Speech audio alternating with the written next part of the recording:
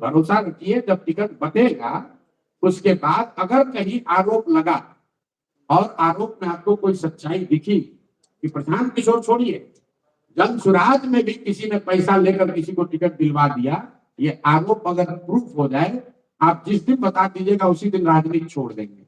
किसी का, फिर से रिपीट कर दे रहा हूं, बिहार में न किसी के पास इतना पैसा है, न उसमें दम है कि आकर हमारे ईमान को खरीद सके। सांसद और विधायक होते हैं, जितने भी सांसद और विधायक हैं वो विकास की बात करते हैं जी। तो सर क्या आप अगर सीएम बनेंगे तो जितने भी, किसने कहा कि हम बनेंगे सीएम?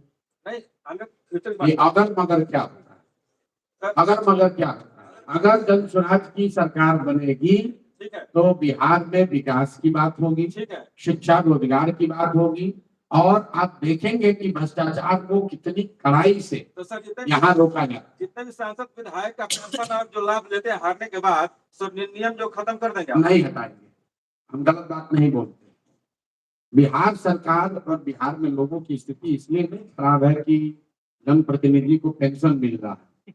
बिहार सरकार का बजट है 3.25 लाख करोड़, और अगर सारे जनप्रतिनिधियों का पेंशन जोड़ दीजिएगा तो 500 करोड़ भी नहीं होगा।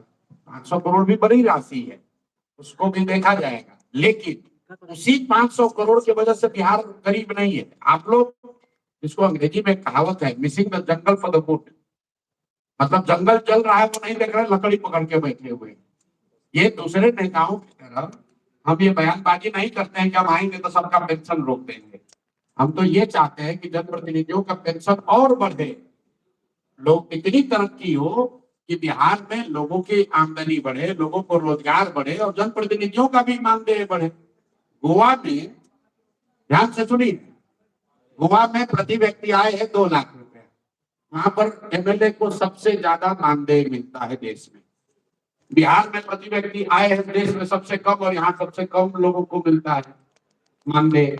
यहाँ के वार्ड सदस्य को, यहाँ के मुखिया को, यहाँ के सरपंच को, यहाँ के प्रमुख को जन स्वराज की व्यवस्था बनेगी तो उसको 2 गुना, 3 गुना, 4 गुना ज्यादा पैसा मिलेगा, क्योंकि हम लोग सत्ता और संसाधन के विकेंद्रीकरण के पक्ष में हैं। सिर्फ 4 अफसर बैठ के दिल्ली पटना में सब मलाई मारेगा तो यही दुर्दशा होगी जो आज बिहार की दुर्दशा हो रही है।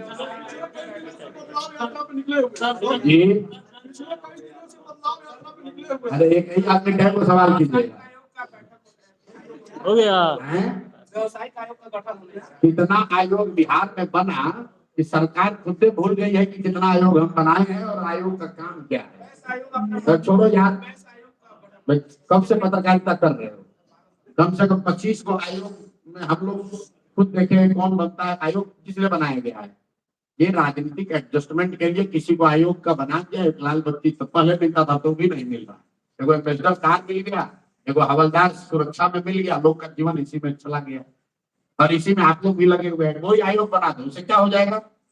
आयोग बनाने से व्यवसायीकरण हो जाएगा, इंडस्ट्री लग जाएगी, शुगर मिल चालू हो जाएगा।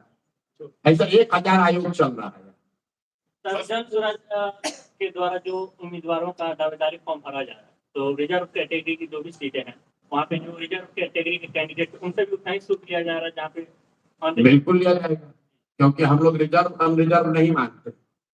जन स्वराज में जो सीट आरक्षित नहीं है, बात को ध्यान से सुन लो, जिन सीटों पर एससी का रिजर्वेशन नहीं है वहां पर भी कोई काबिल व्यक्ति जो अनुसूचित जाति जनजाति समाज का है वो भी आवेदन दे सकता है, वो भी चुनाव लड़ सकता है। हम लोग ये नहीं मानते हैं कि अनुसूचित जाति जनजाति समाज के लोग इतने कमजोर हैं या इतने गरीब हैं या उसमें कोई काबिल व्यक्ति नहीं है। हर व्यक्ति जो पैदा हुआ है, जो काबिल है, वो किसी न किसी जाति का है और हर जाति में काबिल लोग हैं।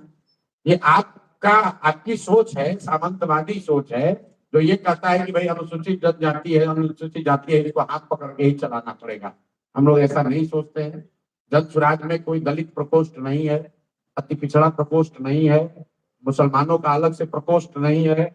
अगर मुसलमान कोई काबिल है तो मेन विंग का अध्यक्ष है, अगर कोई दलित साथी काबिल है तो मेन विंग का अध्यक्ष है, अति पिछड़ा अगर कोई काबिल है तो मेन विंग का अध्यक्ष है, वो अलग से प्रकोष्ठ का अध्यक्ष नहीं है। जब किसी प्रकोष्ठ का अध्यक्ष, दलित प्रकोष्ठ का अध्यक्ष दलित बनता है तो आप ये कह रहे हैं कि कोई